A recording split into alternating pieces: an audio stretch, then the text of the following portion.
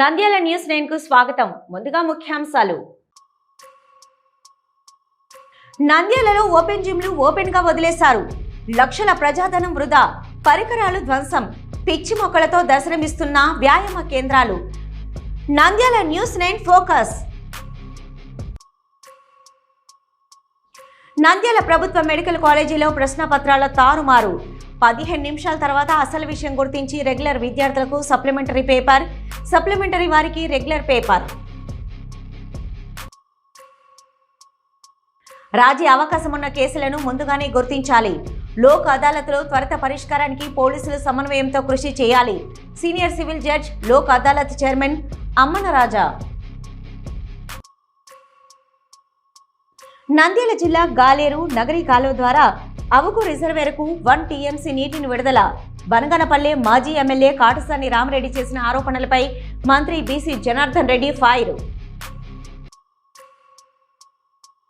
నంద్యాలలో ఎరువులు కొనుగోలు చేసే సమయంలో రైతులు తప్పనిసరిగా బిల్లులు తీసుకోవాలని, నకిలీ ఎరువులున్నాయి జాగ్రత్త. జిల్లా వ్యవసాయ శాఖ అధికారి వరప్రసాద్ వెల్లడి. నంద్యాల జిల్లా దళిత క్రిస్టియన్లు ఎస్సీలుగా గుర్తించాలి. దళిత క్రిస్టియన్లపైన దాడులను అరికట్టాలి. అందరం ఏకమవుదాం, మన ఆశయాలను సాధించుకుందాం. కలెక్టర్ ఆఫీస్ ముట్టడి చేద్దాం. నంద్యాల పట్టణాన్ని పరిశుభ్రంగా ఆరోగ్యకరంగా తీర్చిదిద్దడమే లక్ష్యంగా మున్సిపల్ అధికారులు చేపట్టిన స్వర్ణాంధ్ర స్వచ్ఛాంధ్ర కార్యక్రమం అవగాహన ర్యాలీ కమిషనర్ శేషన్న. వినాయక చవితి ఉత్సవాలు, నిమజ్జన ఏర్పాట్లు పకడ్బందీగా చేపట్టాలి. పర్యావరణ పరిరక్షణలో భాగంగా ప్రజలు మట్టి వినాయక విగ్రహాలను వినియోగించేలా విస్తృతంగా అవగాహన కల్పించాలి. జిల్లా కలెక్టర్ రాజకుమారి గనియా.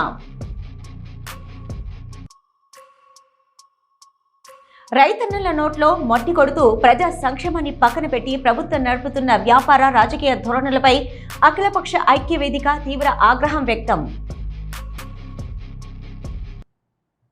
నంద్యాల ప్రజల ఆరోగ్యం, వ్యాయామ అవసరాలను దృష్టిలో ఉంచుకొని ప్రభుత్వం లక్షల రూపాయలు వెచ్చించి ఏర్పాటు చేసిన బహిరంగ వ్యాయామశాలలు, ఓపెన్ జిమ్లు నిర్వహణ లోపంతో క్రమంగా కనుమరుగయ్యే పరిస్థితికి చేరుకున్నాయి. ప్రజలకు ఆరోగ్యాన్ని అందించవలసిన ఓపెన్ జిమ్లు ఇప్పుడు అధికారుల నిర్లక్ష్యానికి నిలువెత్తు నిదర్శనంగా మారుతున్నాయి. పట్టణంలోని పార్కులు, కాలనీల్లోని ఖాళీ స్థలాల్లో ఏర్పాటు చేసిన ఓపెన్ జిమ్ముల్లో అన్ని రకాల వ్యాయామ పరికరాలను అందుబాటులోకి తీసుకొచ్చారు. ప్రారంభంలో ఉదయం, సాయంత్రం వేళల్లో వందలాది మంది ప్రజలు వీటిని ఉపయోగించేవారు. అయితే నిర్వహణపై అధికారులు దృష్టి సారించకపోవడంతో పరికరాలు ఒక్కొక్కటిగా దెబ్బతింటున్నాయి. కొన్ని ప్రాంతాల్లో వ్యాయామ పరికరాలు పూర్తిగా పాడైపోగా, మరికొన్ని చోట్ల పరికరాలు విడి భాగాలు సైతం మాయమవుతున్నాయనే ఆరోపణలు వినిపిస్తున్నాయి. ప్రజల సొమ్ముతో ఏర్పాటు చేసిన పరికరాల రక్షణ, మరమ్మతులు, పరిసరాల పరిశుభ్రత వంటి అంశాలపై సంబంధిత అధికారులు కనీస శ్రద్ధ చూపడం లేదని స్థానికులు ఆవేదన వ్యక్తం చేస్తున్నారు. నూనెపల్లె మున్సిపల్ ఉన్నత పాఠశాల మైదానం ఆవరణలో ఏర్పాటు చేసిన ఓపెన్ జిమ్ ఒకప్పుడు ప్రజలతో కలకలలాడేది. రోజు సుమారు 600 మంది వరకు ఇక్కడ వ్యాయామం చేసేవారని స్థానికులు చెప్తున్నారు. అయితే వ్యాయామ పరికరాలు దెబ్బతినడం, వాటికి సకాలంలో మరమ్మతులు చేయకపోవడంతో క్రమంగా ప్రజల రాక తగ్గిపోయింది. ప్రస్తుతం జిమ్ము పరిసర ప్రాంతం మొత్తం పిచ్చి మొలకలతో నిండిపోయి అధ్వానంగా మారింది. వ్యాయామం చేసేందుకు ఏర్పాటు చేసిన ప్రదేశం కాస్త నిరుపయోగ స్థలంగా మారిందని స్థానికులు వాపోతున్నారు. ప్రజలు ఆరోగ్యంగా ఉండాలనే ఉద్దేశంతోనే ప్రభుత్వం నిధులు కేటాయించి మౌలిక వసతులు కల్పిస్తుంటే వాటి నిర్వహణను గాలికి వదిలేయడం ఎంతవరకు సమంజసమని నూనెపల్లె ప్రజలు ప్రశ్నిస్తున్నారు. ఓపెన్ జిమ్లు నిర్వహణ మున్సిపల్ అధికారుల పరిధిలో ఉన్నప్పటికీ సమస్యలు కనిపిస్తున్నా పట్టించుకోకపోవడంపై తీవ్ర అసంతృప్తి వ్యక్తం చేస్తున్నారు. ఇప్పటికైనా మున్సిపల్ అధికారులు స్పందించి నూనెపల్లి ఓపెన్ జిమ్లోని దెబ్బతిన్న పరికరాలను మరమ్మతు చేయడంతో పాటు పరిసరాలను శుభ్రం చేసి ప్రజలకు అందుబాటులోకి తీసుకురావాలని స్థానికులు డిమాండ్ చేస్తున్నారు. అలాగే పట్టణంలోని అన్ని ఓపెన్ జిమ్లను క్షేత్రస్థాయిలో పరిశీలించి పాడైన పరికరాలను గుర్తించి తక్షణమే మరమ్మతులు చేపట్టాలని కోరుతున్నారు.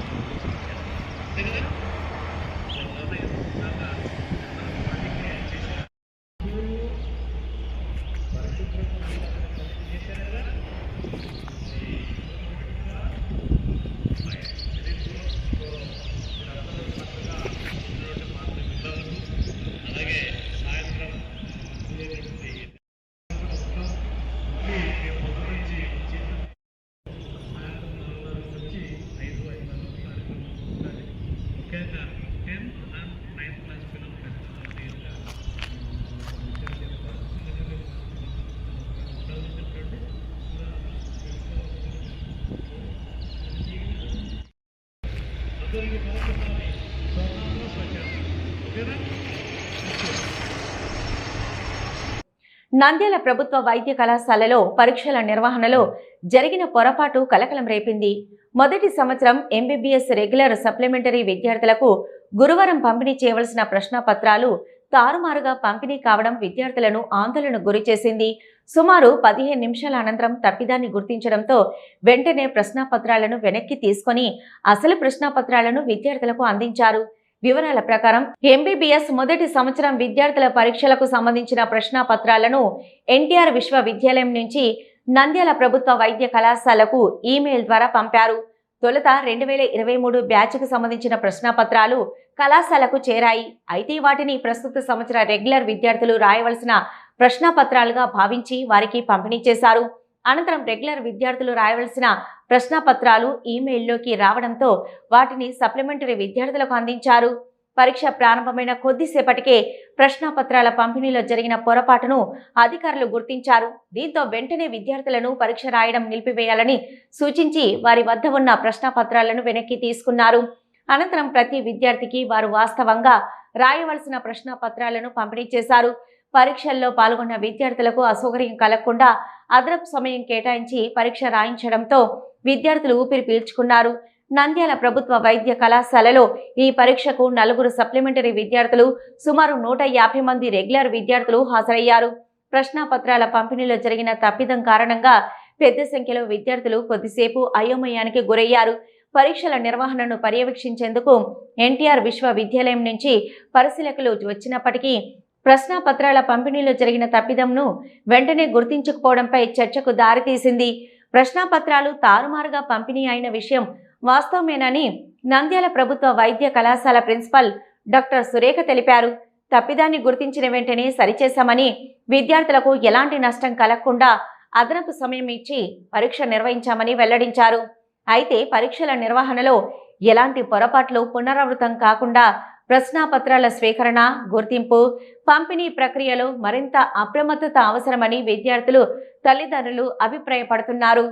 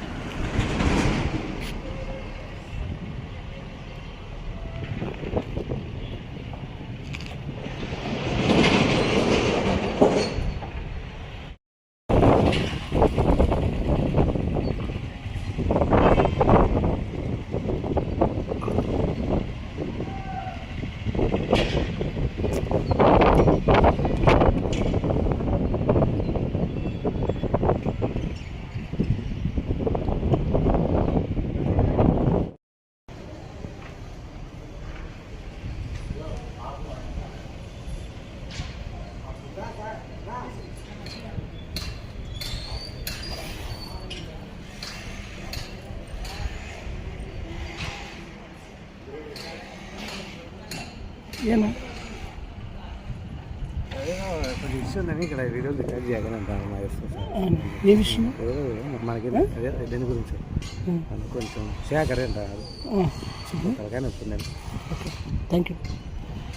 రాజీ అవకాశం ఉన్న కేసులను గుర్తించాలి.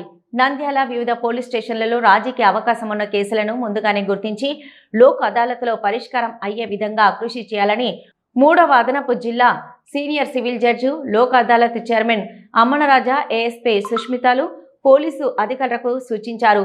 కోర్టు ఆవరణలో మండల లీగల్ సెల్ ఆధ్వర్యంలో వివిధ పోలీస్ స్టేషన్ అధికారులచే సమీక్ష సమావేశం నిర్వహించారు. ఈ సందర్భంగా వారు మాట్లాడుతూ పోలీస్ స్టేషన్లలో కాంపౌండ్ వాల్, క్రిమినల్ కేసులు, చెక్ బౌన్స్ కేసులు, చిన్నపాటి వివాదాలకు సంబంధించిన కేసులను పరిశీలించి పెండింగ్ కేసుల వివరాలను గుర్తించి లోక్ అదాలత్లో రాజీ ద్వారా కేసును త్వరగా పరిష్కరించుకునే అవకాశం ఉందని వారికి కౌన్సిలింగ్ చేయాలని అన్నారు. అయితే కోర్టు న్యాయమూర్తులు, న్యాయసేవ సంస్థలు, న్యాయవాదులు, కోర్టు సిబ్బందితో సమన్వయంతో పనిచేయాలి. కక్షిదారులను రాజీకి బలవంతం చేయకూడదు. రాజీ పూర్తిగా స్వచ్ఛందంగా చట్టబద్ధంగా ఉండేలా చూడాలి. ఇక principal junior civil judge Srinivasulu మాట్లాడుతూ జాతీయ మెగా లోక్ అదాలత్లో ఎక్కువ సంఖ్యలో కేసులు పరిష్కారం కావడం మాత్రమే లక్ష్యం కాదు. ప్రతి కేసులో చట్టబద్ధమైన, స్వచ్ఛందమైన, ఇరు పక్షాలకు ఆమోదయోగమైన న్యాయం జరగడం ప్రధాన లక్ష్యం. అందుకు పోలీస్ శాఖ పూర్తి సహకారం అందించాలని అన్నారు. ఈ కార్యక్రమంలో డీఎస్పీ, సిఐలు, వివిధ మండలాల సిఐలు, ఎస్ఐలతో పాటు లోక్ అదాలత్ సిబ్బంది రామచంద్రారెడ్డి, భాస్కర్ తదితరులు పాల్గొన్నారు. ఎస్పీ గారి దగ్గర నుంచి, ఎందుకంటే ఇది స్టేట్ నేషనల్ వైడ్ జరుగుతుంది లోక్ అదాలత్ అనేది, త్రూఅవుట్ ఇండియా జరుగుతుంది. లాస్ట్ లోక్ అదాలత్లో మనం కాంపౌండబుల్ కేసెస్ అనుకున్నవి కాంపౌండబుల్ మనం కాంప్రమైజ్ చేయలేకపోతే లాస్ట్ టైం నుంచి అవి ఎందుకు వాడు చేస్తా తప్పించుకుంటుంది. ఇలాగ ఇచ్చిన తర్వాత అది వైఫ్ స్టేటస్ కోల్పోయింది కదా. ఇప్పుడు ఇదేంటి నాకు అర్థం కాదు. 498 ఏంటి వెళ్ళంగా ఉన్నా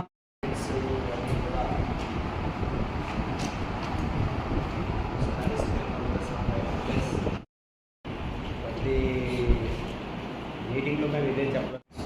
యాజ్ యూజువల్గా మనకి తెలిసినవి ఉన్నాయి, రిజాల్వ్ చేయగలుగుతున్నాం. కొన్ని అలా పోస్ట్పోన్ చేసుకుంటున్నాం.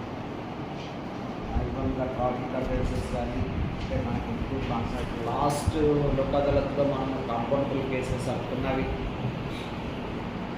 కాంపౌండబుల్ మనం కాంప్రమైజ్ చేయలేకపోతే లాస్ట్ టైం నుంచి అవి ఎందుకు కాలేదు, what is the progress why that case was not compromise. Last time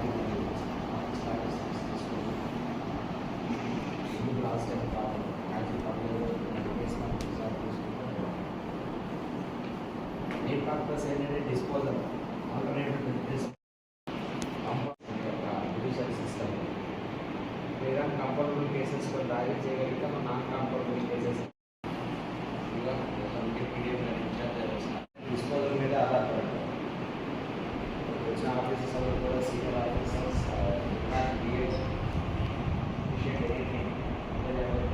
చేయాల్సిన అవసరం లేదు. ఆపరేషన్ చేయడం, ఆపరేషన్ రక్తం వస్తే రక్తం ప్రివెంట్ చేయడానికి జాగ్రత్తలు చూసుకుంటేనే ఆపరేషన్ చేస్తే కదా మనిషి బతికేది. ఆ రక్తం తగ్గేలా కూర్చొని senior officers not ignore the legal process కదా.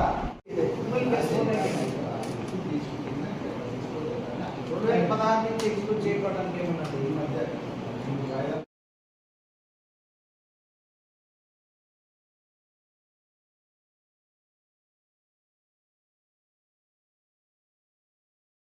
ఆధ్వర్యంలో పోలీస్ వారి నంద్యాల డివిజన్ పోలీస్ వారితో మీటింగ్ చెప్పడం జరుగుతుంది. రేపు సెప్టెంబర్ 12వ తారీఖున మెగా లోక్ అదాలత్ అంటే నేషనల్ అవార్డు జరుగుతుంది. నేషనల్ లోక్ అదాలత్ అదేవిధంగా state legal services authority, district legal services authority యొక్క ఆధ్వర్యంలో కాంపౌండబుల్ కేసెస్, రాజ్యపడ్డ దగ్గర కేసులు, సివిల్ కేసులు, motor vehicle cases, revenue matters అన్నీ కూడా మేము రాజీ చేయడం జరుగుతుంది.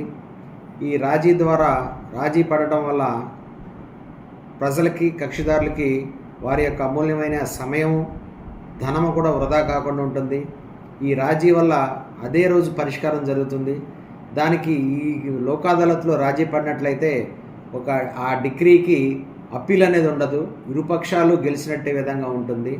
కనుక కక్షిదారులందరూ కూడా ఈ సద్వినియోగాన్ని వినియోగించుకోవాల్సిందిగా కోరుతున్నాము మీ మీడియా మిత్రుల ద్వారా. అదేవిధంగా ఈ రోజున పోలీసు వారికి మీటింగ్లో కూడా మేము వారి యొక్క సహకారాలని అడిగాము.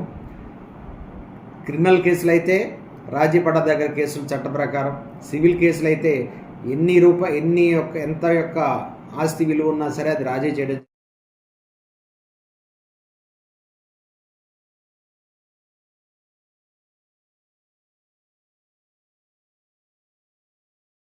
నంద్యాల జిల్లా గాలేరు నగరీ కాలువ ద్వారా అవుకు రిజర్వేర్కు 1 టీఎంసీ నీటిని విడుదల చేసిన నేపథ్యంలో బనగానపల్లి మాజీ ఎమ్మెల్యే కాటసాని రామిరెడ్డి చేసిన ఆరోపణలపై మంత్రి బీసీ జనార్దన్ రెడ్డి ఘాటుగా స్పందించారు. కాటసాని రాజకీయ లబ్ధి కోసం రైతులను రెచ్చగొడుతున్నారని విమర్శించారు. ఎస్ఆర్ఎస్పీకి నీటిని విడుదల చేయాలని రైతులను రెచ్చగొడుతూ కాటసాని రామిరెడ్డి రాజకీయంగా లబ్ధి పొందేందుకు ప్రయత్నిస్తున్నారని మంత్రి ఆరోపించారు. వాస్తవ పరిస్థితులను ప్రజలకు వివరించకుండా ప్రభుత్వంపై అసత్య ఆరోపణలు చేయడం సరికాదన్నారు. సిమెంట్ పరిశ్రమలకు నీటిని విక్రయిస్తున్నారంటూ కాటసాని రామిరెడ్డి చేస్తున్న ఆరోపణల్లో వాస్తవం లేదని మంత్రి స్పష్టం చేశారు. ప్రజలు రైతులను తప్పుదోవ పట్టించేలా ఆరోపణలు చేయడం మానుకోవాలని సూచించారు. ప్రభుత్వం సాగునీటి అంశంలో రైతుల ప్రయోజనాలను దృష్టిలో పెట్టుకుని నిర్ణయాలు తీసుకుంటుందని తెలిపారు. గాలేరు నగరీ కాల్వ ద్వారా అవుకు రిజర్వేర్కు 1 టీఎంసీ నీటిని విడుదల చేసిన విషయాన్ని మంత్రి ప్రస్తావించారు. మాజీ శాసనసభ్యుడు ఎస్ఆర్బీసీకి నీటిని విడుదల చేయాలి, పరిశ్రమలకు నీళ్లు అమ్ముకుంటా ఉన్నారనేటువంటి కొన్ని అసత్యమైనటువంటి ఆరోపణలు చేయడం ప్రజలకు మాజీ శాసనసభ్యుడికి ఒక విజ్ఞప్తి చేస్తాం. దేశమంతటా కూడా ఎల్నిఓ ప్రభావం ఉంది. 4 నెలల ముందు నుంచి కూడా ఈ ప్రభావం ఉంది కాబట్టి వర్షాలు తక్కువగా పడే ఉంది. ఎవరు కూడా పంటలు వేసుకోకండి, మనకు వర్షాల ప్రభావం ఒకవేళ ఉంటే అప్పుడు చెప్తామని చెప్పడం జరిగింది. మాజీ శాసనసభ్యుడు గురు శిష్యులు ఈ విధంగా చేస్తా ఉన్నారు, పట్టించుకోవడం లేదు. మంత్రులు శాసనసభ్యులు పట్టించుకోవడం లేదు. ఇవన్నీ కూడా మాట్లాడుతూ ఉన్నారు. రాజకీయ లబ్ధి కోసం కేవలం కొన్ని వర్గాల రైతులను రెచ్చగొట్టడానికి ఈరోజు ఎస్ఆర్బీసీ ద్వారా నీళ్లు ఇవ్వవచ్చు కదా అవుకు రిజర్వాయర్.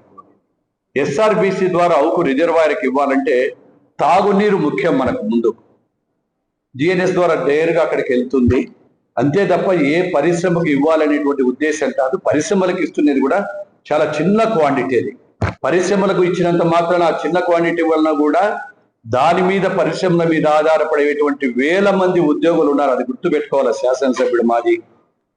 అది వాళ్ళ వ్యాపారం కోసం కాదు. ఏ సిమెంట్ ఫ్యాక్టరీ అయినా కానీ కూడా వేల మంది దాని కింద కూడా పేదవాళ్ళే బతికేది. రైతులకు అన్యాయం చేయమని మేము అడుగుతాం లేదు, రైతులకు చేస్తామని కూడా కాదు. అక్కడ ఉండేటువంటి చిన్న క్వాంటిటీ వాడుకుంటా ఉంటే దాన్ని అమ్ముకుంటున్నారు. మరి గతంలో కూడా మీరు ఎన్నోసార్లు చేశారు అమ్ముకునేటేనా? అవుకు రిజర్వాయర్లో పొడికి 1 టీఎంసీ నీళ్లు పెడితే దాదాపుగా 4 మండలాలకు ఉపయోగం. దానివల్ల వచ్చే ఎండాకాలంలో కూడా ఇబ్బంది రాకూడదు. ఆ ఎండాకాలానికి కూడా సరిపోయే విధంగా మేము రిజర్వ్ చేసి పెడతా ఉన్నాం. కానీ రైతుల కోసం చేయాల్సినటువంటి బాధ్యత మాకుంది. ఎస్ఆర్బీసీ ద్వారా చేస్తే కొన్ని సమస్యలు ఉన్నాయి. మధ్యన రైతులు కూడా ఎక్కడ పడితే అక్కడ తూములు ఎత్తుకోవడము చేయడము, కొన్ని పరిస్థితుల్లో రైతులకు కూడా ఏదైనా గొడవలు పడడం ఇవన్నీ కూడా జరుగుతాయనేటువంటి ఉద్దేశంతో అక్కడ నీరు లేదు కాబట్టి రైతులకు కూడా మేము అసెంబ్లీ సాక్షిగా నిన్న ముఖ్యమంత్రి గారు మాట్లాడారు. చంద్రబాబు వస్తే వర్షాలు కురవవు. మరి పోయిన సంవత్సరం వర్షాలు కురిస్తే కళ్ళు పోయినాయా? అప్పుడు ఏమన్నా మీకు దొబ్బిందా? మరి అప్పుడున్నే నీళ్ళ గురించి చెప్పరు. ఇప్పుడు కేవలం ఈ ఆంధ్రప్రదేశ్లోనే కాదు, తెలంగాణలో లేదు, ఆంధ్రప్రదేశ్లో లేదు, పక్క రాష్ట్రాలలో లేవు, దేశంలో చాలా చోట్ల లేవు. ఎక్కడో ఒక చోట పడుతున్నాయి, ఒక చోట పడడం లేదు. మరి నువ్వు 5 సంవత్సరాలు దద్దనాల్లో మేము అన్ని కోట్ల రూపాయల ప్రాజెక్టు పెట్టి ఏ రోజున పంపులు ఆన్ చేసావా? మాజీ శాసనసభ్యుడు ఒక్కరోజు చేయలే. మీరు నాశనం చేసి పెడితే ఆ లిఫ్ట్ను మళ్ళా సొంత నిధులు పెట్టి దాదాపుగా 30 లక్షల రూపాయలు దగ్గర ఖర్చులు పెట్టి దాన్ని చేయడం జరిగింది. మళ్ళీ 1 కోటి రూపాయలు పెట్టి ఇప్పుడు పంప్ హౌస్ కూడా రెడీ చేశాము. ఈ రాజకీయంగా మాట్లాడడం లేదు, కరెక్ట్ గా కాదు. ప్రకృతి సహకరించడం లేదు. రాయలసీమకు అన్యాయం చేశారు.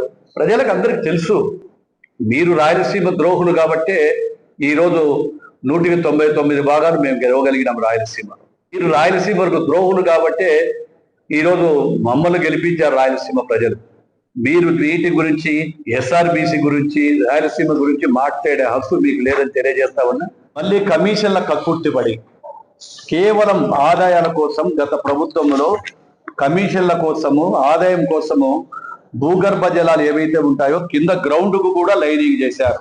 ఆ లైనింగ్ చేయడం వల్ల ఏంటి, ఏదైతే గ్రౌండ్ వాటర్ రాలేదో గ్రౌండ్ వాటర్ కూడా లోపలికి పోకుండా పోయింది.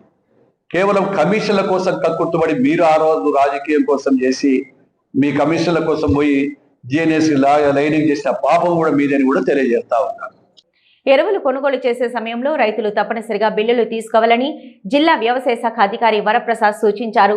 గ్రామాల వద్దకు వచ్చి లూజ్గా యూరియా లేదా ఇతర ఎరువులు విక్రయిస్తామని ఎవరైనా చెప్తే రైతులు ఎట్టి పరిస్థితుల్లోనూ కొనుగోలు చేయొద్దని హెచ్చరించారు. నంద్యాల స్థానిక వ్యవసాయ శాఖ కార్యాలయంలో జిల్లా వ్యవసాయ శాఖ అధికారి వరప్రసాద్ మాట్లాడుతూ ప్రస్తుతం నకిలీ ఎరువులు, మందులు రైతులకు అంటగట్టే అవకాశం ఉన్నందున ప్రతి రైతు అప్రమత్తంగా ఉండాలని సూచించారు. ప్రభుత్వం నిర్దేశించిన విధానంలో అధికారికంగా సరఫరా అవుతున్న ఎరువులను మాత్రమే కొనుగోలు చేయాలని తెలిపారు. యూరియా కొనుగోలు చేసే ముందు ప్యాకెట్పై ప్రభుత్వ అనుమతులు, కంపెనీ వివరాలు, ఇతర గుర్తులను పరిశీలించాలని సూచించారు. ఎరువులు కొనుగోలు చేసిన వెంటనే తప్పనిసరిగా బిల్లు తీసుకోవాలని, భవిష్యత్తులో ఏదైనా సమస్య తలెత్తితే బిల్లు ఆధారంగా ఫిర్యాదు చేసేందుకు అవకాశం ఉంటుందని తెలిపారు.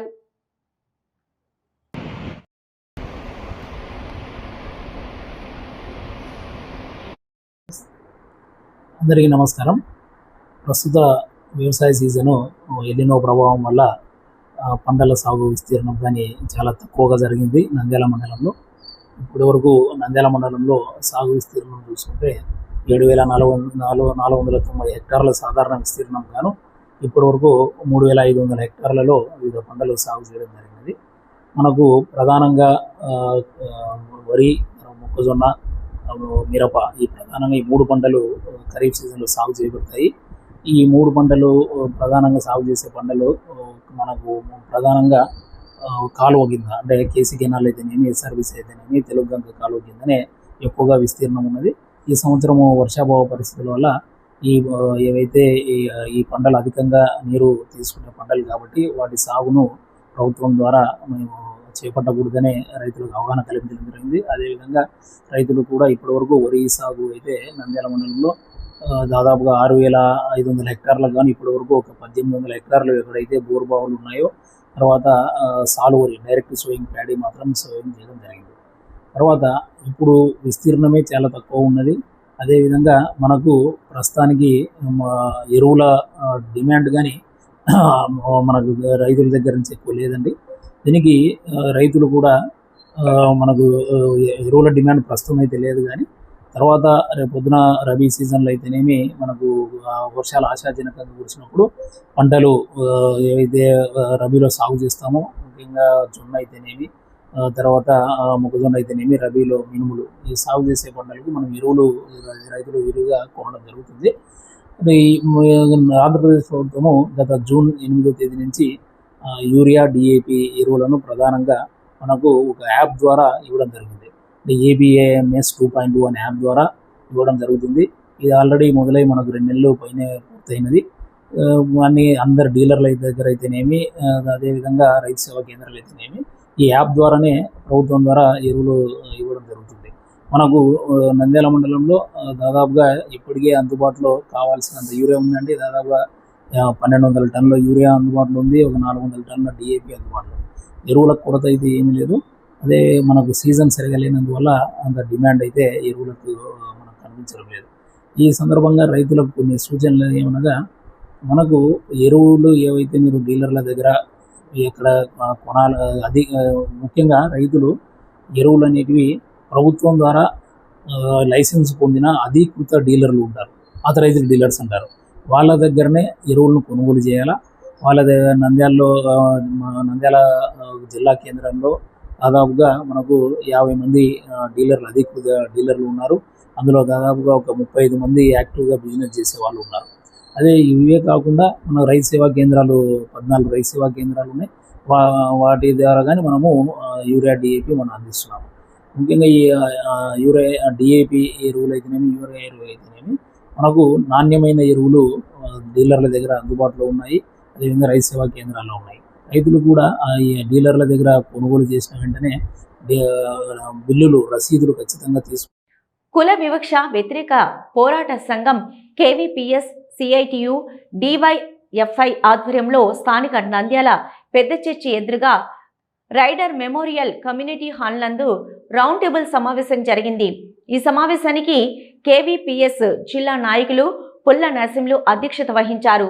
ఈ కార్యక్రమంలో పాల్గొన్న నాయకులు కేవీపీఎస్ జిల్లా నాయకులు ఏసురత్నం నాయకుడు, ప్రముఖ గుండె వైద్య నిపుణులు Kranthi Chaitanya, Yesukrupa ministries founder brother Andanam Sudhakar, Christian JAC ఉమ్మడి రాష్ట్ర కార్యదర్శి మన్నం జానయ్య, డివైఎఫ్ఐ పట్టణం కార్యదర్శి శివ తదితరులు పాల్గొని ప్రసంగించారు. ఈ సందర్భంగా వారు మాట్లాడుతూ దేశవ్యాప్తంగా, రాష్ట్ర వ్యాప్తంగా దళిత క్రిస్టియన్స్ మీద దాడులు విపరీతంగా పెరిగాయని, దళిత క్రిస్టియన్లకు ఎస్సీ హోదా ఉండకూడదని వివిధ మత సంస్థలు దళితులను ఇబ్బంది పెడుతున్నాయని వారన్నారు. దళిత క్రిస్టియన్లకు శ్మశానాలు లేక అనేక ఇబ్బందులు పడుతున్నారని, వాటిని ప్రభుత్వాలు పట్టించుకోకుండా దళిత క్రిస్టియన్ అంటూ అంటరాని వారిగా చూస్తున్నారని అన్నారు. అంతేకాకుండా అధికార పార్టీ నాయకులు సమాజంలో కులాలు లేవు, మతాలు లేవు, సమాజమంతా బాగుందని వారు అంటున్నారు. కానీ మేము దళితుల సమస్యలపైన సర్వే చేస్తే వివిధ సమస్యలను బయటకొచ్చాయని వారు అన్నారు. ఇప్పుడు సిక్కులకి ముస్లింలకి ఎస్సీ హోదా ఎలా వచ్చింది?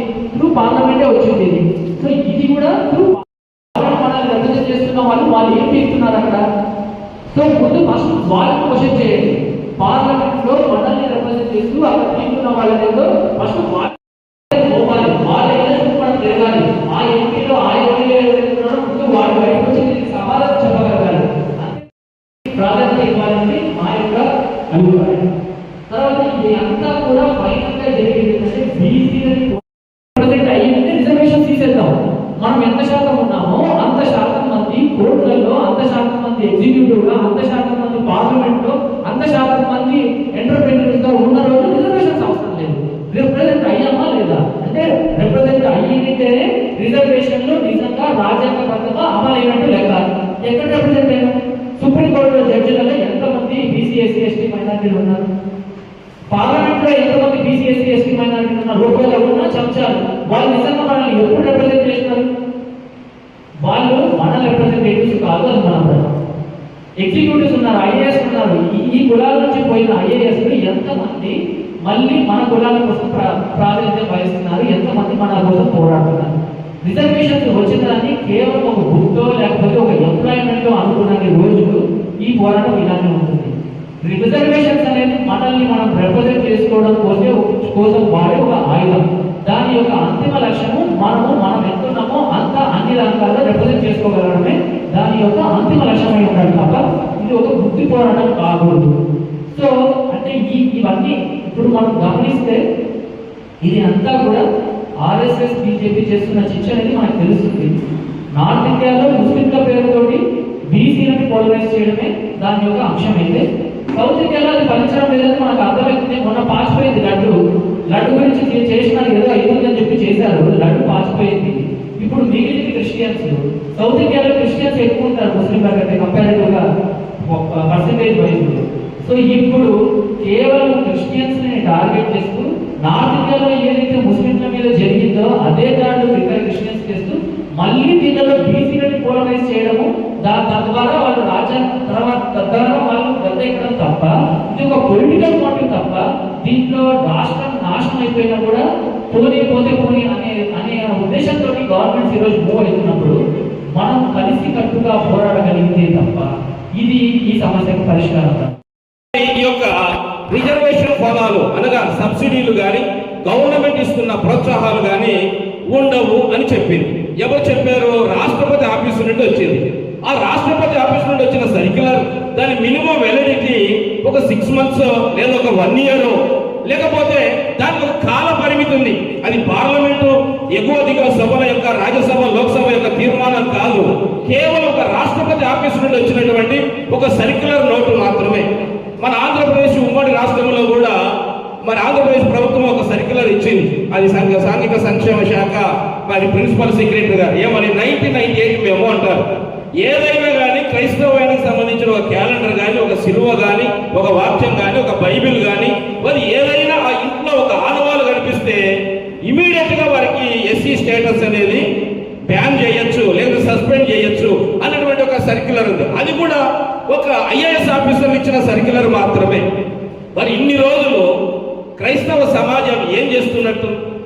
ఆ సిక్కులకు కూడా ఒకప్పుడు ఇలాగనే చేశారు, బౌద్ధులు కూడా ఒకప్పుడు ఇలాగే చేస్తే వారందరూ కూడా పోరాడి సాధించుకున్నారు. నెహ్రూ గారు చెప్పినట్టు నిద్రపోతున్న సింహాలు ఎవరు అంటే క్రైస్తవులే. ఎందుకంటే ప్రతిదానికి మనం తప్పించుకోవడానికి సాగేందంటే ప్రార్థన చేద్దాం. నంద్యాల పట్టణాన్ని పరిశుభ్రంగా ఆరోగ్యకరంగా తీర్చిదిద్దడమే లక్ష్యంగా మున్సిపల్ అధికారులు చేపట్టిన స్వర్ణాంధ్ర స్వచ్ఛాంధ్ర కార్యక్రమం ఎన్జీఓస్ కాలనీ మున్సిపల్ హై స్కూల్లో శనివారం నిర్వహించారు. మున్సిపల్ కమిషనర్ బండి శేషన్న కార్యక్రమాన్ని ప్రారంభించి విద్యార్థులతో స్వచ్ఛత ప్రతిజ్ఞ చేయించారు. ఈ సందర్భంగా విద్యార్థులకు స్వచ్ఛత ప్రాధాన్యతపై అవగాహన కల్పించారు. పరిసరాలను పరిశుభ్రంగా ఉంచడం, చెత్తను ఎక్కడ పడితే అక్కడ వేయకుండా నిర్దేశిత ప్రదేశాల్లోనే వేయడం, ప్రజల్లో పరిశుభ్రతపై చైతన్యం తీసుకురావడం వంటి అంశాలపై అధికారులు అవగాహన కల్పించారు. కార్యక్రమం అనంతరం పట్టణంలోని డ్రైనేజీ సమస్యను కమిషనర్ శేషన్న పరిశీలించారు. డ్రైనేజీల్లో సమస్యలు, మురుగునీటి ప్రవాహం వంటి అంశాలను క్షేత్రస్థాయిలో పరిశీలించి అవసరమైన చోట ప్రత్యేక చర్యలు చేపట్టాలని సంబంధిత అధికారులను ఆదేశించారు. డ్రైనేజీల నిర్వహణలో నిర్లక్ష్యం లేకుండా ఎప్పటికప్పుడు పర్యవేక్షించాలని సూచించారు. ఈ సందర్భంగా కమిషనర్ శేషన్న మాట్లాడుతూ ప్రతి నెల 3వ శనివారం స్వర్ణాంధ్ర స్వచ్ఛాంధ్ర కార్యక్రమాన్ని నిర్వహిస్తున్నామని తెలిపారు. పాఠశాల విద్యార్థులతో స్వచ్ఛతపై ప్రతిజ్ఞ చేయించడం ద్వారా చిన్ననాటి నుంచే పరిశుభ్రతపై అవగాహన పెంచే ప్రయత్నం చేస్తున్నామని పేర్కొన్నారు.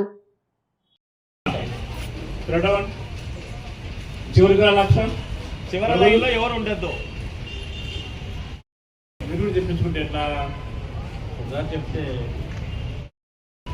ఆ అబ్బాయి ఎవరు లాస్ట్ వస్తున్నాడు, ఇప్పుడు అక్కడ ఇదే వెళ్ళిపో.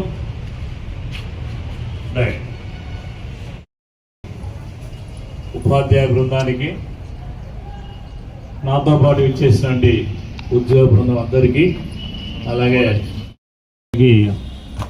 అందరికీ నమస్కారాలు. అలాగే విద్యార్థి లోకానికి శుభ.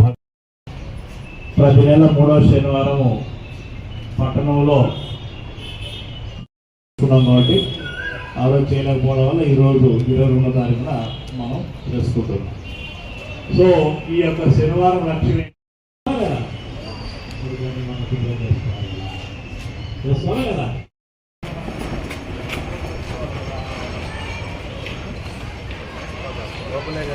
బయట కూడా స్లో స్లో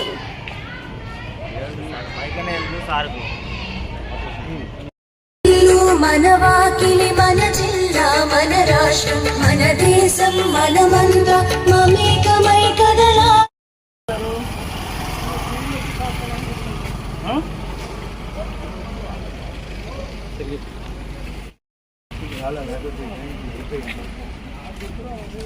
నీళ్ళు ఎక్కడి నుంచి వస్తున్నాయి? ఈ ఇంట్లో రోజు మనం చూసేదాన్ని ఈ ఇంట్లో ఉంటాయి. ఓకే, కొన్ని అట్లే ఉంది కదా, చాలా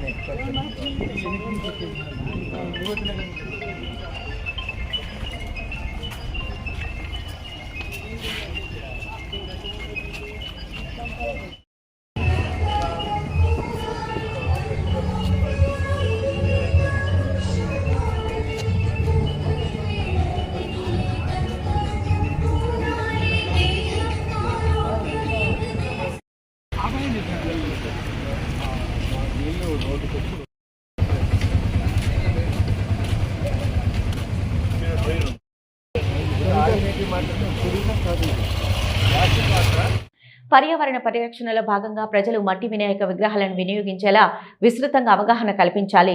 జిల్లా కలెక్టర్ రాజకుమారి గనియా. వినాయక చవితి ఉత్సవాలు, విగ్రహాల నిమజ్జనం సందర్భంగా ఎలాంటి అవాంఛనీయ సంఘటనలకు తావు లేకుండా అన్ని శాఖలు సమన్వయంతో ముందస్తు ఏర్పాట్లు చేపట్టాలని జిల్లా కలెక్టర్ రాజకుమారి గనియా తెలిపారు. వినాయక చవితి ఉత్సవాల నిర్వహణ, నిమజ్జనంపై జిల్లా ఎస్పీ సునీల్ క్షరాన్, డిఆర్ఓ రాము నాయకులతో కలిసి జిల్లా కలెక్టర్ సమీక్ష నిర్వహించారు. జిల్లా కలెక్టర్ మాట్లాడుతూ జిల్లాల్లో వినాయక చవితి ఉత్సవాలు, విగ్రహాల నిమజ్జనం సందర్భంగా ఎలాంటి అవాంఛనీయ సంఘటనలకు తావు లేకుండా అన్ని శాఖలు సమన్వయంతో ముందస్తు ఏర్పాట్లు చేపట్టాలని తెలిపారు. 2024-2025 సంవత్సరాల్లో చేపట్టిన విధంగానే ఈ సంవత్సరం గణేష్ ఉత్సవాలు, నిమజ్జన ఏర్పాట్లను పర్యవేక్షిస్తున్నందున గత అనుభవాలను పరిగణలోకి తీసుకుని మరింత సమర్థవంతంగా ఏర్పాట్లను చేయాలని సూచించారు. సెప్టెంబర్ 14న వినాయక చవితి ప్రారంభం కానున్న నేపథ్యంలో జిల్లా వ్యాప్తంగా వివిధ ప్రాంతాల్లో నిమజ్జన కార్యక్రమాలు జరగనున్నాయని తెలిపారు. ఉత్సవాలు నిమజ్జన తేదీలు ముందుగానే ఖరారు చేసి అన్ని శాఖల మధ్య సమన్వయం ఉండేలా చర్యలు చేపట్టాలని సూచించారు.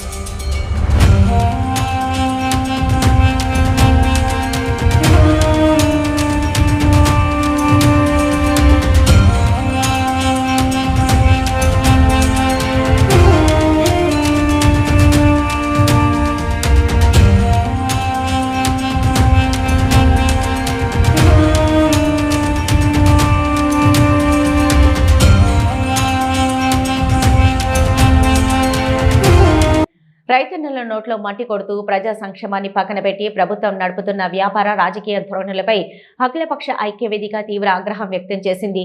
నూనెపల్లి మార్కెట్ యార్డు పరిరక్షణ 125 ఏళ్ల ఘన చరిత్ర కలిగిన నంద్యాల ప్రాంతీయ వ్యవసాయ పరిశోధన స్థానం RARS నుంచి తాత్కాలిక కలెక్టరేట్ను తక్షణమే ఖాళీ చేయించాలని డిమాండ్ చేస్తూ గత 2 రోజులుగా నంద్యాల పట్టణంలో అవగాహన కార్యక్రమాలు చేపట్టిన అఖిలపక్ష ఐక్యవేదిక నేతలు శనివారం నూనెపల్లి మార్కెట్ యార్డును సందర్శించారు.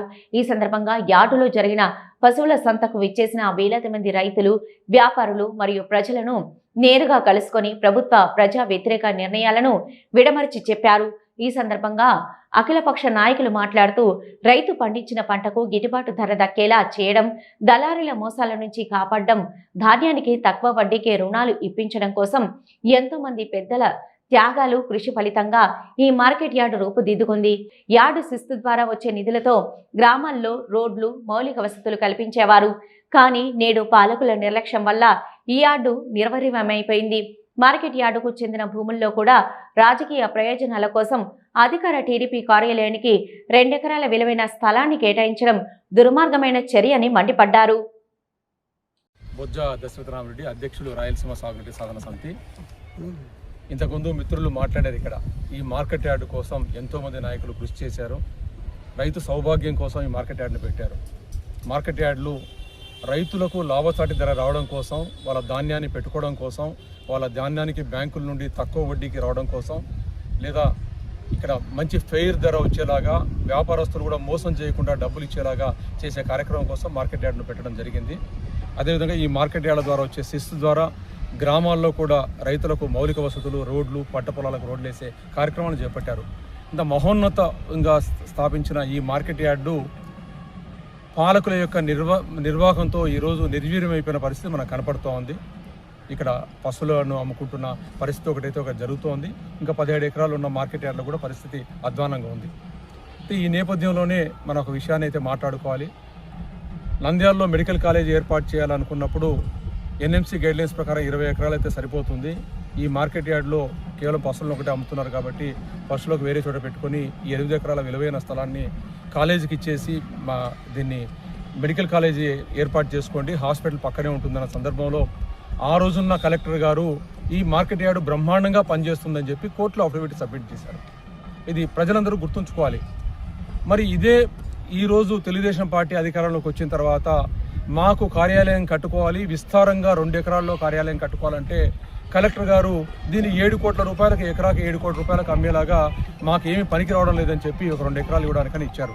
అంటే ప్రభుత్వంలో ఉన్న అధికారులు ఒక ప్రభుత్వం ఏ ఆదేశాల ప్రకారం నడుచుకుంటారా అనేది మనం అర్థం చేసుకోవాలి. గతంలో ఇది బాగా పనిచేస్తుందని ఇచ్చారు మెడికల్ కాలేజ్ కట్టుకోవడానికి. అంటే ఒక ప్రభుత్వ మెడికల్ కాలేజ్ కట్టుకోవడానికి ఇక్కడ స్థలం లేదన్న వాళ్ళు ఈరోజు ఒక పార్టీ కార్యాలయం కోసం ఇంకొక కలెక్టర్ గారు ఇక్కడ నిర్వీర్యంగా ఉందని చెప్పి స్థలం ఇచ్చారంటే ఈ ప్రభుత్వం ఏ విధంగా పనిచేస్తుందో మనకు స్పష్టంగా అర్థమవుతుంది. కాబట్టి ఈ నేపథ్యంలోనే మనం ఇంకొక విషయం కూడా మాట్లాడుకోవాలి. నంద్యాల ప్రాంతీయ వ్యవసాయ పరిశోధన స్థానం 125 సంవత్సరాల చరిత్ర కలిగిన పరిశోధనా స్థానంలో మనకు మెడికల్ కాలేజ్ ఏర్పాటు చేశారు. దాని మీద కోర్టుకు పోయాం. కోర్టులో కొన్ని కారణాల వల్ల మనం విజయం సాధించలేదు. మిగిలిన స్థలాలైనా సరే దాన్ని కంటిన్యూ చేయమని చెప్తున్న సందర్భంలో అదే సందర్భంలోనే మనము అత్యధికంగా నూనె గింజలను పప్పు ధాన్యాలు ఇంపోర్ట్ చేసుకుంటున్నాం. వాటిని అధికోత్పత్తి చేయడం కోసం అని చెప్పి కేంద్ర ప్రభుత్వం సహకరించి ఆర్కేవీవై కింద నాబార్డ్ కింద లోన్స్ ఇస్తూ పప్పు ధాన్యాల కోసం ఒక బిల్డింగ్ను, అడ్వాన్స్డ్ ల్యాబొరేటరీస్ కోసం బిల్డింగ్లు కట్టడం జరిగింది. ఈ బిల్డింగ్లు తయారు అవుతున్న సందర్భంలో, పూర్తి అవుతున్న సందర్భంలో నంద్యాలకు జిల్లా ఏర్పాటు కావడం, కలెక్టరేట్కి ఏ స్థానాలు లేవని చెప్పి ఆ బిల్డింగ్ తీసుకుంటున్నప్పుడు యూనివర్సిటీ తీవ్రంగా ప్రతిఘటించిన సందర్భంలో మాకు కావాలి, మా మ్యాండేట్ ఉంది, ఆయిల్ సీడ్స్ ప్రొడక్షన్ చేసుకోవాలి, పప్పు ధాన్యాలు చేసుకోవాలి, ఇది విశ్వవిఖ్యాతమైన ఇన్స్టిట్యూట్ అని ప్రొటెక్ట్ చేసుకోవాలనుకున్నప్పుడు కూడా వాళ్ళ మీద తీవ్రమైన ఒత్తిడి తీసుకొచ్చి 1 సంవత్సర కాలం మాత్రమే మేము ఉంటాం, ఇక్కడ నుండి వెళ్ళిపోతాం, తగిన స్థలం దొరికిన తర్వాత వెళ్ళిపోతాం అన్న కలెక్టర్ కార్యాలయం ఈరోజు 5 సంవత్సరాల తర్వాత ఒటుడు ఇంతింతై పెరిగినట్టుగా, లేదా మనం చిన్నప్పుడు చదువుకున్నట్టుగా ఎడారిలో ఇసుక తుఫాను వస్తుంటే స్టేట్ లోపల పడుకున్నప్పుడు ఆ ఒంటె తల దూర్చి నేను తల ప్రొటెక్ట్ చేసుకుంటా అన్నది చివరికి ఆ స్టేట్నే బయటికి తోసినట్టుగా ఈరోజు ఆర్ఆర్ఎస్ను బయటికి తోసే పరిస్థితులు కనపడుతున్నాయి. అక్కడ టెంపరీ షెడ్లు వేసుకోవడం, అదేవిధంగా సెంటరీ హాల్ను ఆక్యుపై చేసుకోవడం, వీసీ రూమ్ను వీడియో కాన్ఫరెన్స్ రూమ్ను ఆక్యుపై చేసుకోవడం, కారిడార్ను ఆక్యుపై చేసుకోవడం, కంటైనర్లు పెట్టడం.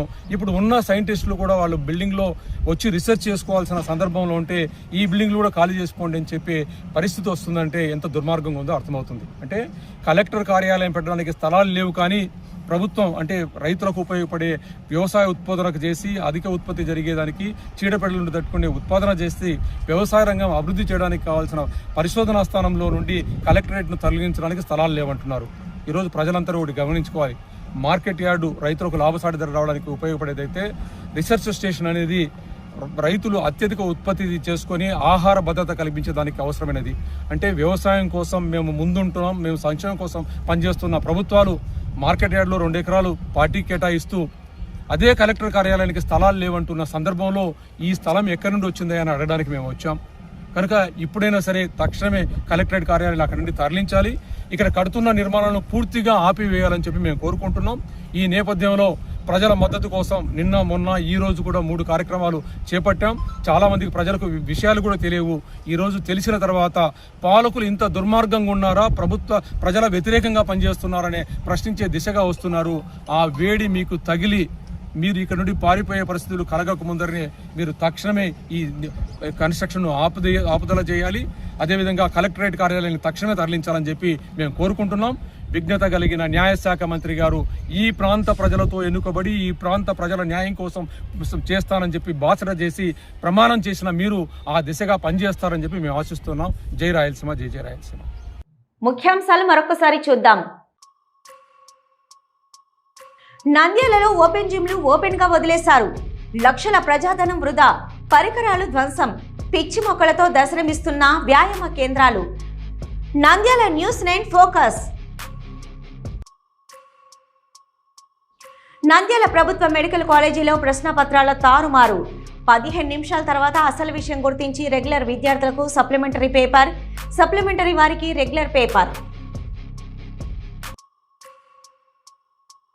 రాజీ అవకాశం ఉన్న కేసులను ముందుగానే గుర్తించాలి.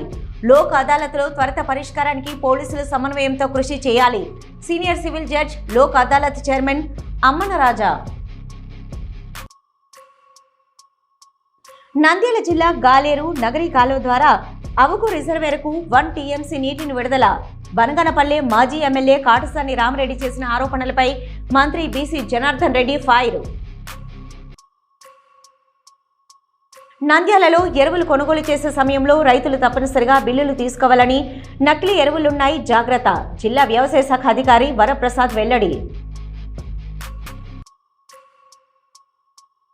నంద్యాల జిల్లా దళిత క్రిస్టియన్లు ఎస్సీలుగా గుర్తించాలి. దళిత క్రిస్టియన్లపైన దాడులను అరికట్టాలి. అందరం ఏకమవుదాం, మన ఆశయాలను సాధించుకుందాం. కలెక్టర్ ఆఫీస్ ముట్టడి చేద్దాం. నంద్యాల పట్టణాన్ని పరిశుభ్రంగా ఆరోగ్యకరంగా తీర్చిదిద్దడమే లక్ష్యంగా మున్సిపల్ అధికారులు చేపట్టిన స్వర్ణాంధ్ర స్వచ్ఛాంధ్ర కార్యక్రమం అవగాహన ర్యాలీ కమిషనర్ శేషన్న. వినాయక చవితి ఉత్సవాలు, నిమజ్జన ఏర్పాట్లు పకడ్బందీగా చేపట్టాలి. పర్యావరణ పరిరక్షణలో భాగంగా ప్రజలు మట్టి వినాయక విగ్రహాలను వినియోగించేలా విస్తృతంగా అవగాహన కల్పించాలి. జిల్లా కలెక్టర్ రాజకుమారి గనియా. రైతన్నల నోట్లో మట్టి కొడుతూ ప్రజా సంక్షేమాన్ని పక్కన పెట్టి ప్రభుత్వం నడుపుతున్న వ్యాపార రాజకీయ ధోరణులపై అఖిలపక్ష ఐక్య వేదిక తీవ్ర ఆగ్రహం వ్యక్తం. ఇవి ఈనాటి వార్తలు. చూస్తూనే ఉండండి నంద్యాల న్యూస్ 9. మన నంద్యాల పట్టణంలో అత్యంత నమ్మకమైన dental hospital KM Reddy dental care and implant centre. పంటి నొప్పి లేదా రంగుమారిన పండ్లతో బాధపడుతున్నారా? అయితే సంప్రదించండి. KM Reddy dental care and implant centre, municipal office ఎదురుగా, Padmavathi Nagar road, Nandyal.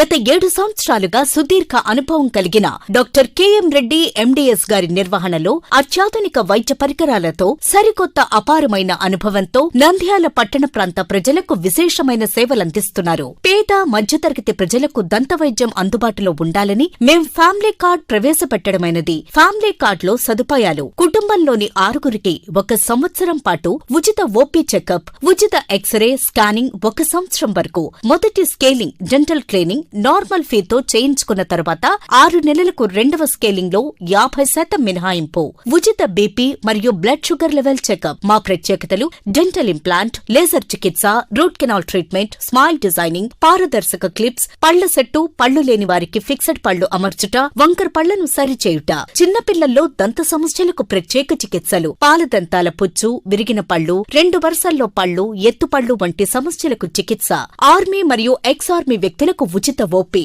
KM Reddy dental care and implant centre, municipal office ఎదురుగా, Padmavathi Nagar road, Nandyal. Phone numbers 08514314856 and 9959153005.